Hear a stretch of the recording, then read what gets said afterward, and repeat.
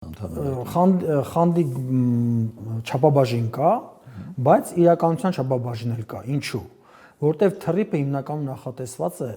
Միջին Ասիայի երկրների հարստությունները թռիփի միջոցով, Կասպից ծովի միջոցով, թռիփի միջոցով տեղափոխվի արևմուտք։ Հիմա ներկա պահին դեռ ոչ մի նման գործարք չի կատարվում, միայն միջին միջանցն է գործում Վրաստանի միջոցով, որտեղ ծանրաբեռնվածությունը մոտավորապես 60% է։ Բաքու Թբիլիսի Ղարս երկաթուղին։ Հիմա Խանդի տեսարանը այնքանով է չափաբաժին է, որ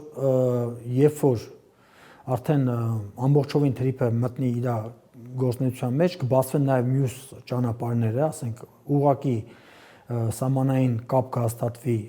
Ադրբեջանի եւ Հայաստանի միջև։ Ասում են Ադրբեջանը արդեն երկաթուղի է մոտեցնում Հայաստանից։ Մոտեցնում է թռիփին։ Մոտեցնում է թռիփին։ Դեռ Ղազախի կողմից դեռ ոչ մի աշխատանք չկա։ Ադրբեջանը 154 կիլոմետր արդեն սկսել է Նախիջևանի երկաթգծի ամբողջովին ոնց որ ասում են հիմնավերանորոգումը, կապիտալ վերանորոգում 154 կիլոմետր, մոտ $2 միլիարդ է, ամբողջ Նախիջևանի երկայնքով, սկսած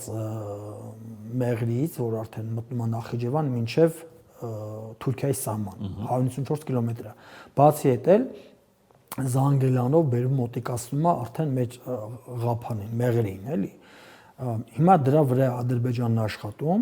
որ նա պետք է գահստի մեր սահմանը, որ մենք կարողանանք շարունակենք, էլի, մինչև Ադրբեջանը իր երկաթգիծը չբերի հասցնի մեր հայկական սահմանին, թե Նախիջևանի կողմից կամ Զանգելանի կողմից։ Պետք է հասնի մեր սահման, որ մենք կարողանանք շարունակենք, որտեղ երկաթգիծի վրա պետք է ասենք հատուկ տեխնիկա, պետք է իր տակը երկաթգիծին, որ դեռ տեղանքն էլ հայտնի չի։